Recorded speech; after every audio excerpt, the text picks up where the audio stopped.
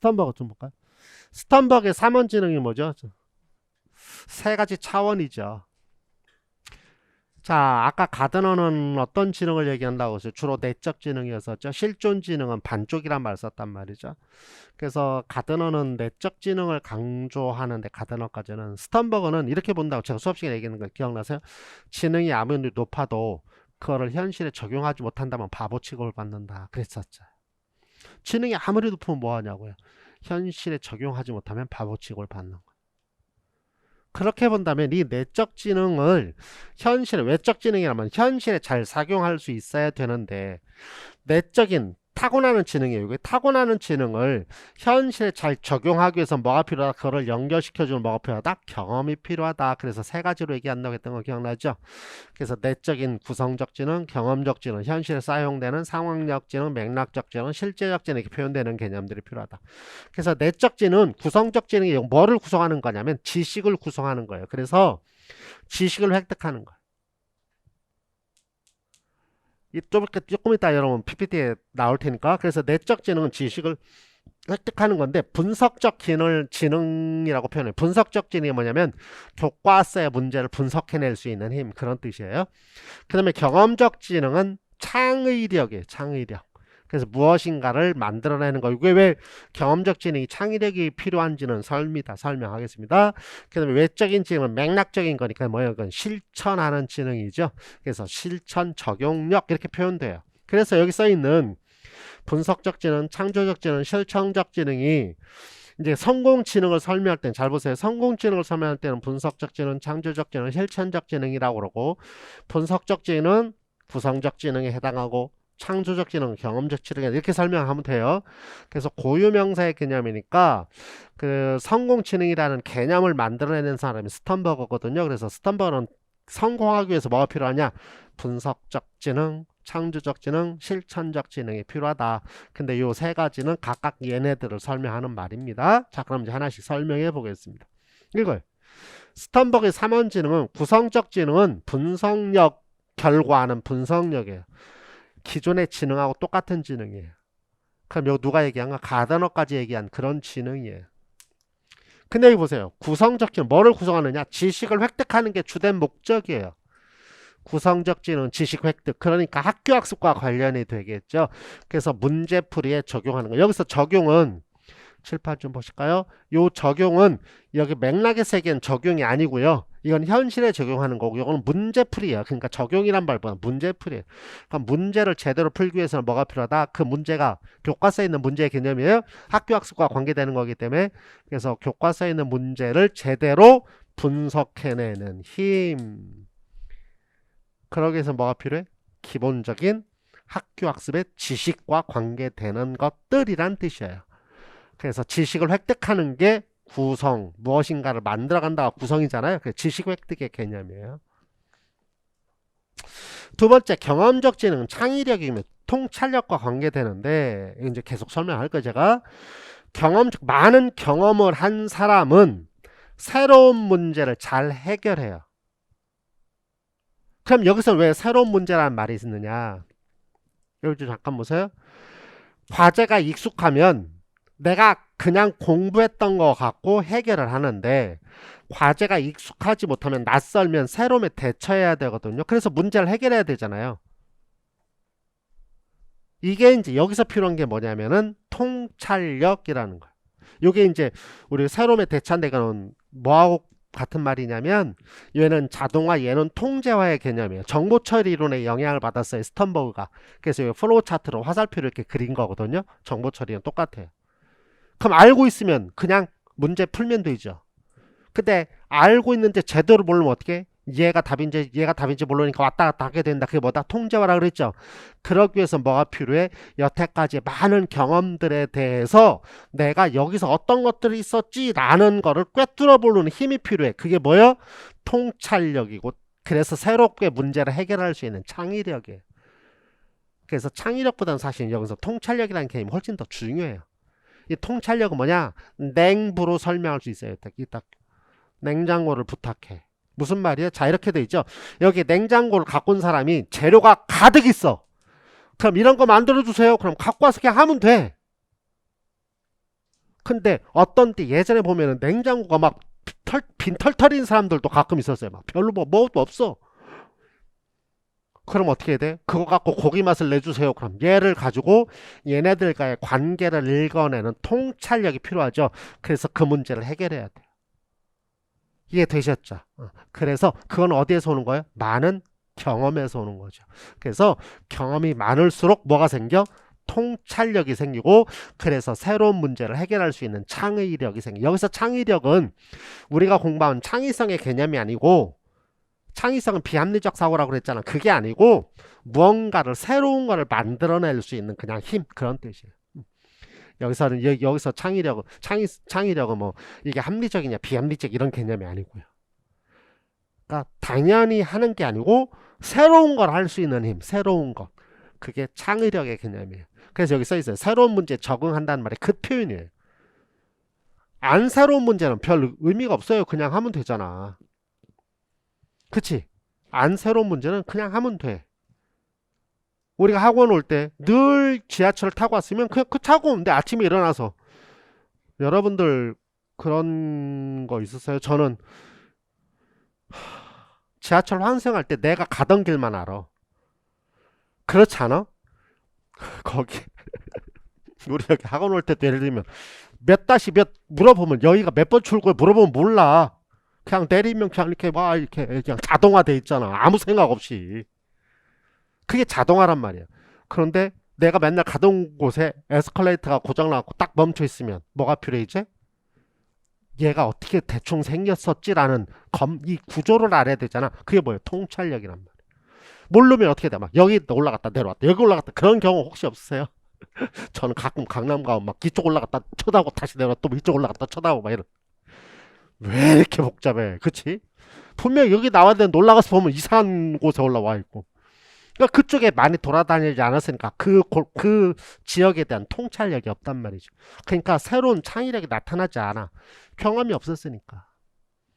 그러니까 그럴 때 굉장히 당황스러워. 내가 가야 되는 거기에 갑자기 공사한다고 편말 붙여놓으면 엄청 당황스러워. 어디로 나가야 될지. 그 옆으로 나갔는데 험한 곳에 가 있고 막 이런 거.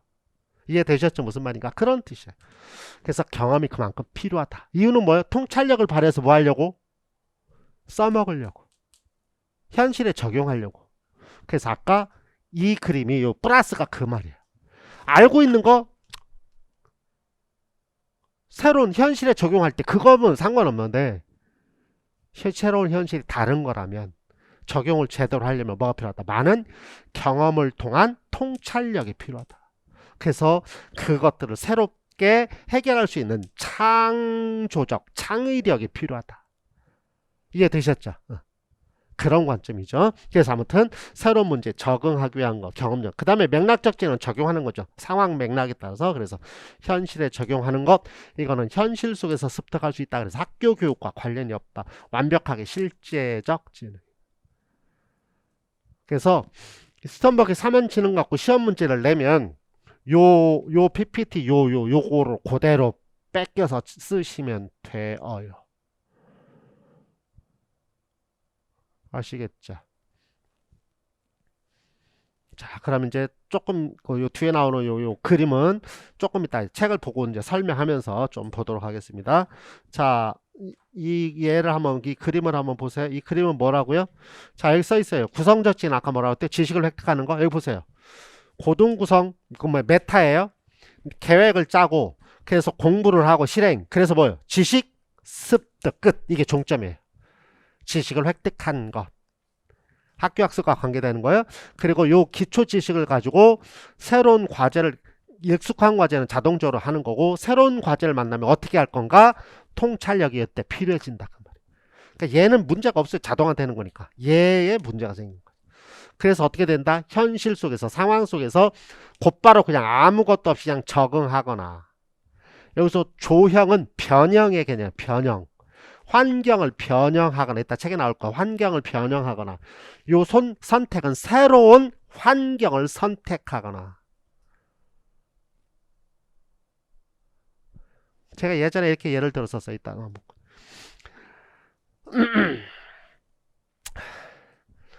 자 여기 과제가 익숙할 때 내 예를 좀 들게요. 선생님이 그 당이 있다고 그랬잖아요. 이게 당이 있으면 가끔 가다가 정말로 가끔 가다가 저혈당이 올 때가 있어요. 식사를 제대로 못하면 그래서 아침을 꼬박꼬박 저는 먹어야 돼요. 왜냐면 약을 먹어야 되니까. 그 약 때문에 아침 먹는 거 배고픈 거보다. 그러다 보니까 이제 지금은 안 먹으면 좀 이상해. 그래 아침을 꼬박 먹어요. 그럼 저혈당이 오면 지금은 조금 나아졌는데 초창기 때는 약이 발달할 되지 않아서 저혈당이 굉장히 자주 왔어요. 아 정말로 자주 왔어요. 약이 막 엄청 강제적으로. 근데 요즘은 약을 먹어도 밥 같은 것이 들어가야만 그 약이 작용을 한대요. 그게 조금 덜 오는데 그럴 때 제 연구실에도 지금 냉장고 하나 있어요. 그런데 이게 유통기한 얼마인지 모르겠어요. 요즘 거의 안 먹어갖고. 저는요 가끔 저혈당 오는 게 땡큐예요. 감사해요. 그때 막 먹고 싶은 거 먹으면 되잖아. 던킨 도나스 아싸 먹고 싶어. 근데 못 먹잖아 잘. 웰치스 포도맛 짱이요. 던킨에다가 웰치스 하나 먹으면 기분 막 과다 충전돼가지고 그 웰치스를 먹고 싶어갖고 제 가끔 먹고 싶을 때가 있어요. 아 정말 좋아하거든요. 못 먹지. 제 냉장고 연구실에 들어있어요. 자, 잘 보세요. 과제가 익숙하면 저한테 저혈당이 오면 해결책이 금방 찾아요. 근데 이상하게 저한테 저혈당이 오면 이거를 문제를 해결할 수 어찌 되었든지 간에 웰치스를 찾죠. 그래서 GS 편의점을 가요. 그냥 적응하는 거예요. 웰치스 거기 있었으니까. 근데 갔는데 웰치스가 없네. 그럼 웰치스 대신에 비슷한 거. 이해되셨죠? 비슷한 게 뭐 있어? 식혜 이런 것들도 엄청 달거든요. 그런 거. 이 제로 콜라는 의미 하나도 없어요. 그런 때는 먹으면 안 돼. 그게 변형이야. 근데 그거 찾는데 그런 것도 없네. 그럼 어떻게 돼? GS에서 CU로 가야지.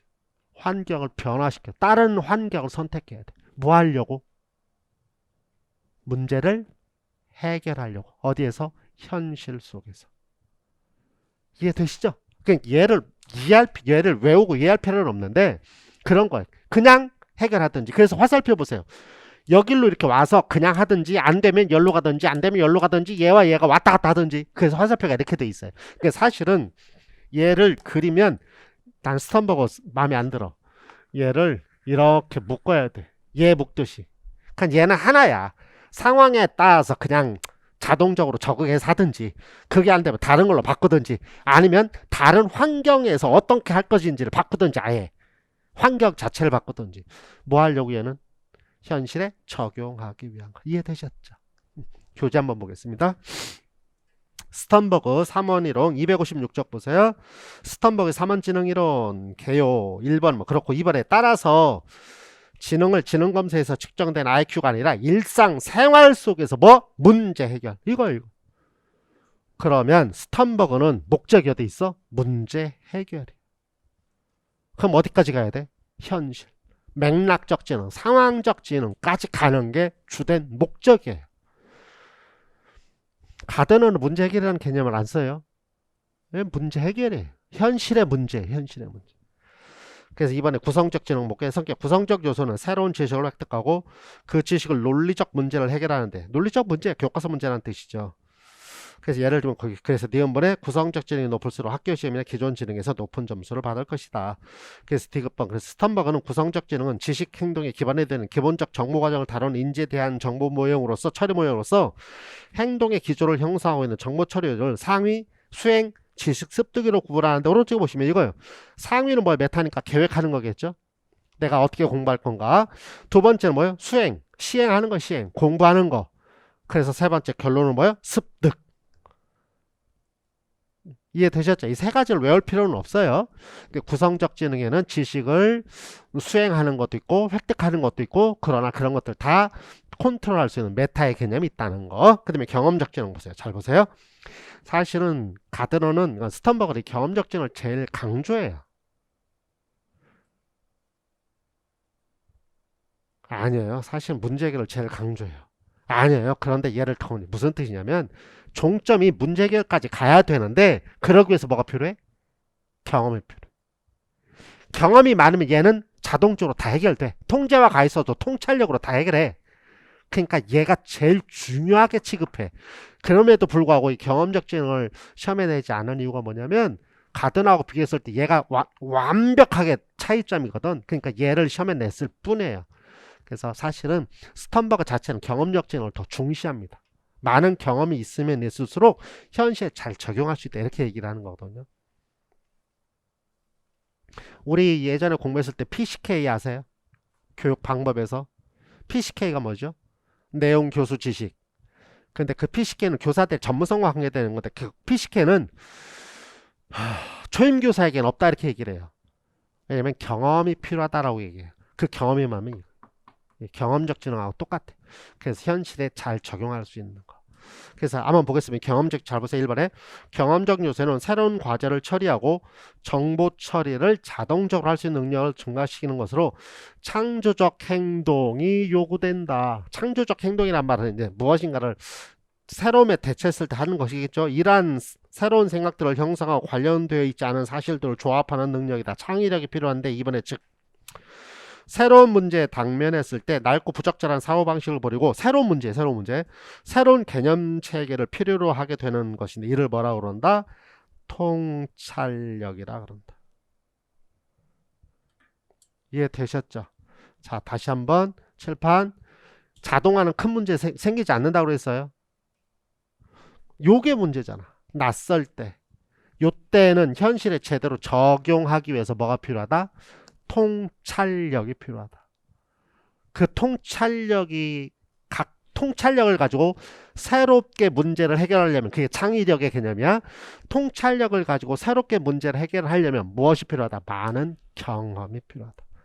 그래서 경험적 지능은 뭐와 관계된다? 통찰력, 창의력.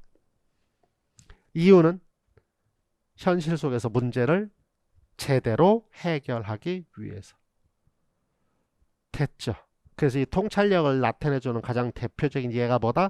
냉장고를 부탁해. 그 전문가들. 아무것도 없는 데서 그 사람들이, 출연하는 사람들이 요구하는 것에 대해서 그러한 비슷한 맛을 구현시켜낼 수 있는 힘. 통찰력. 많은 경험이 필요해. 많은 경험이 통찰. 이해되셨죠? 그래서 3번에 창의적인 과학자나 예술가, 새로운 이론을 개발해내는 통찰력 있는 학자, 전문적인 경영인 등 많은 분야에서 탁월한 능력을 보이는 사람들은 이 경험적 능력이 우수한 사람이라. 그래서 사실은 제일 강조해요. 자, 그 경험적 지능에다 ET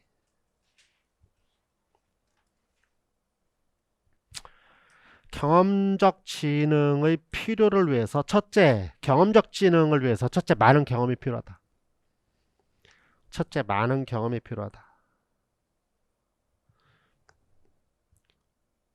사실 이건 뭐 ET도 아니지. 두 번째가 확실히 ET예요. 두 번째는 그럼 통찰력을 발휘할 수 있도록 교사는 이해 중심의 수업이 필요하다. 통찰력을 발휘할 수 있도록 교사들은 이해 중심의 수업이 필요하다.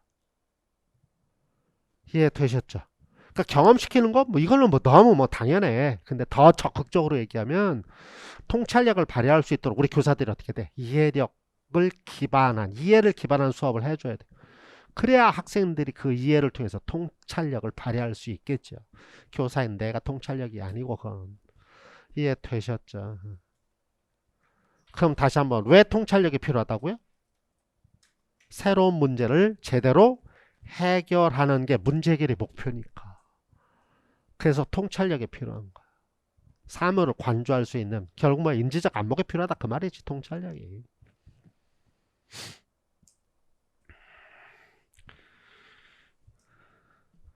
그래서 똥냄 4번에 새로운 장면에 적절한 정보에 주의를 기울이도록, 그러니까 적절한 곳에 정보를 기울이도록 하고 아무 관련 없는 것들을 연관시키는 결합하기도 하고 기존의 것을 새로운 각도에서 보고자 하는 유추하는 능력도 필요한데 5번 이러한 지능이 높은 사람들은 문제를 해결하는 과정에서 무의식적으로 자동적으로 정보를 처리할 수 있다.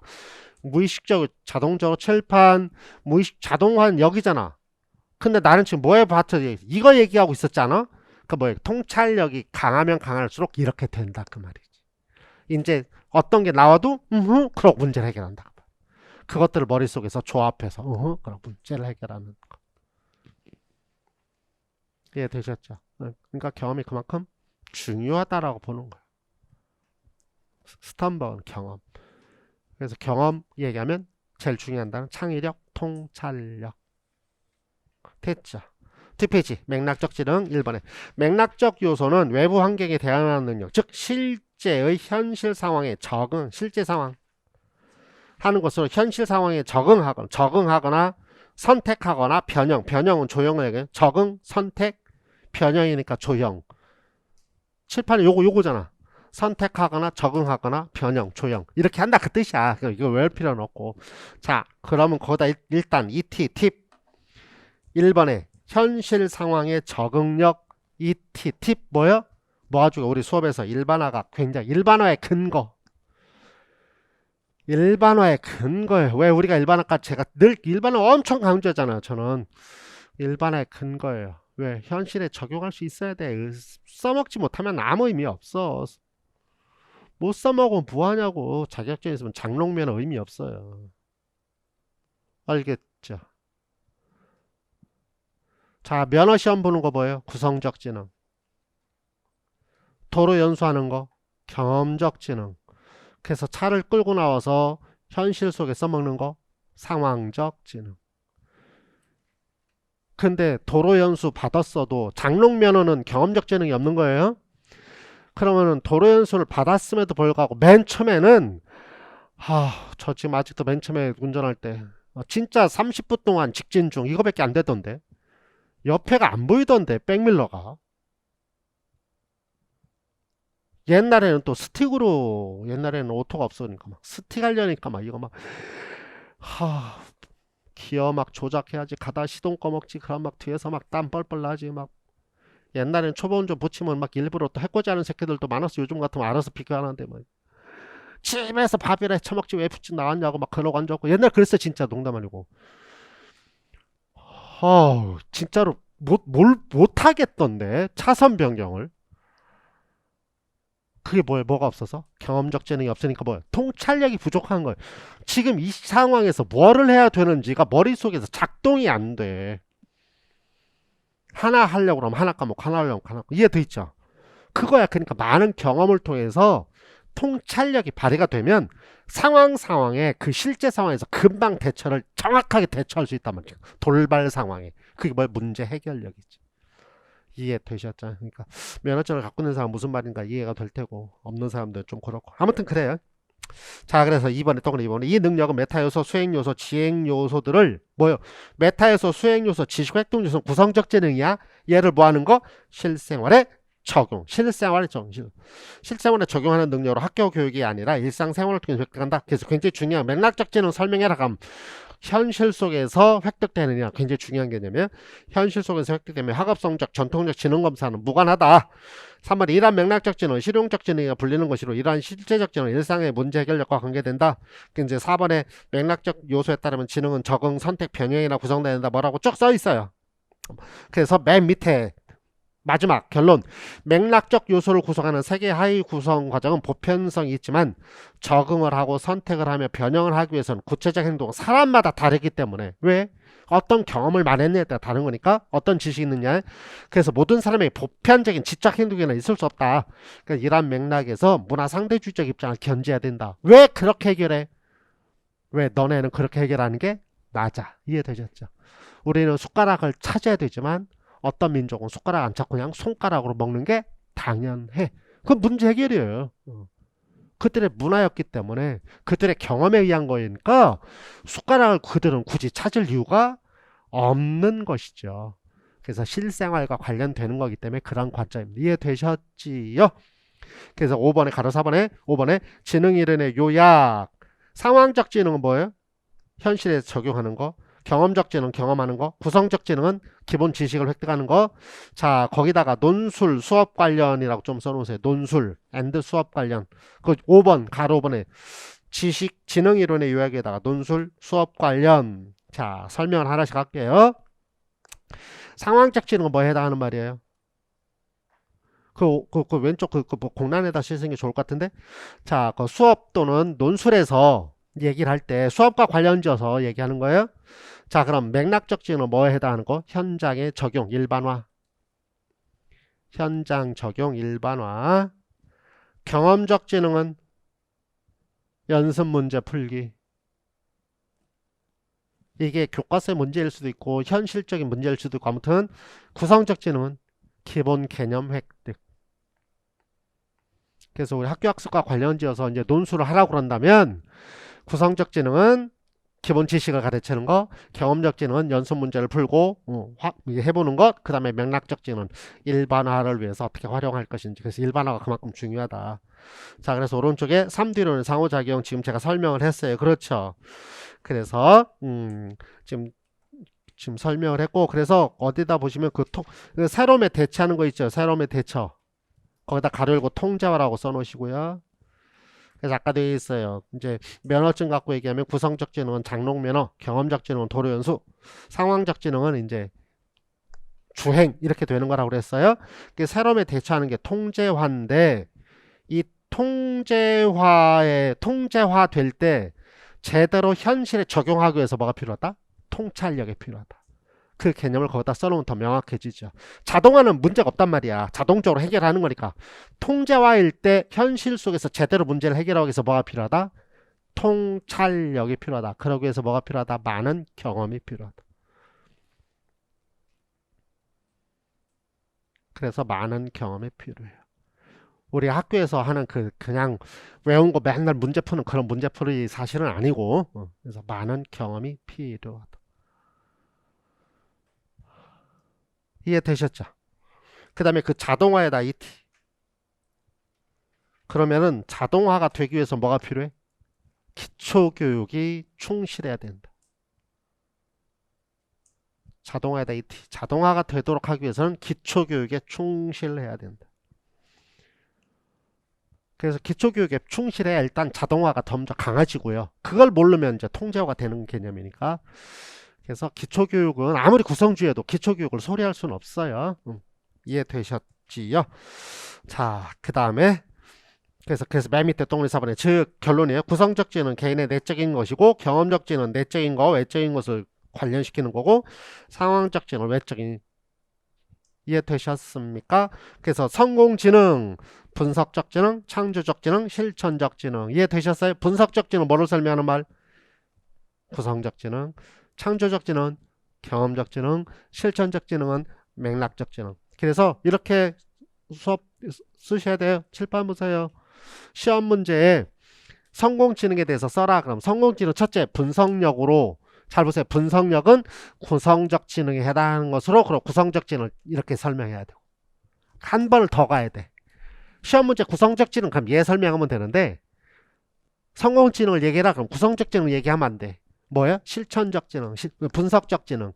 분석적 지능이 필요한데 분석적 지능은 얘에 해당하는 것으로 이렇고, 창조적 지능 두 번째, 창조적 지능 경험력 지능에 해당하는 것으로 이렇고, 세 번째 실제적 지능인데 실제적 지능은 맥락적 지능으로, 실천적 지능은 맥락적 지능으로, 그러고 이렇고 이렇게 얘기를 해야 돼. 한 단계를 더 가야 돼. 말뜻 이해되셨어요? 그러면 여러분이 좋아하는 성공지능의 키워드는 뭐예요? 여기 나온 세 단어예요. 분석적 지능, 창조적 지능, 실천적 지능.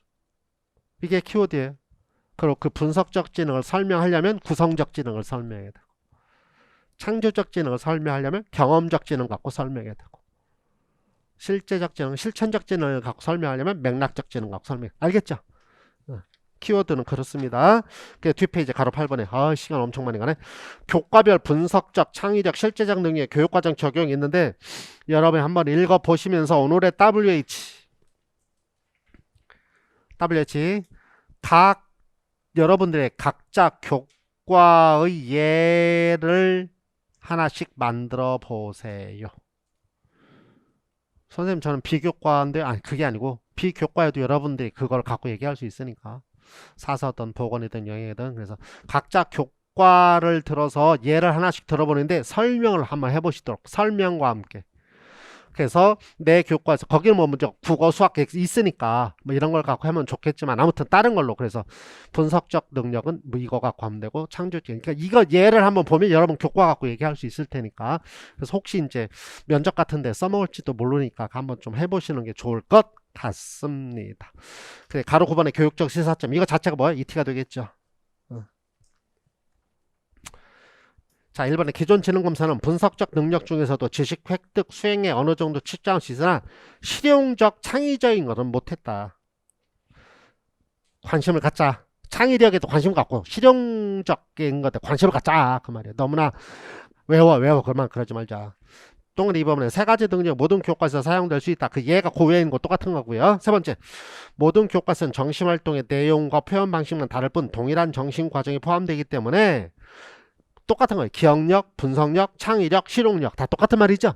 전부 이 세 가지를 다 얘기하고 있어요. 4번에 수업과 평가를 학생의 능력에 부합시켜야 하며 그렇게 할 때 학습이 극대화된다는 점에서 개개인의 강점과 약점을 확인한 다음에 이건 이제 가드너의 영향 받은 거예요. 그래서 이건 뭐 큰 시사점도 아니고요. 5번에 학교가 비활성 지식 위주의 교육에서 탈피해서 비활성 지식이 뭐요? 암기력만 했다 그 말이었죠. 구성적 지능만 했다 그 말이에요. 거기서 벗어나서 뭐 실생활을 준비시키는 실제적 지능을 강조하자. 6번에 지능은 훈련이 가능하다 이유는 왜 지능인 훈련이 가능해? 실제 지능이니까.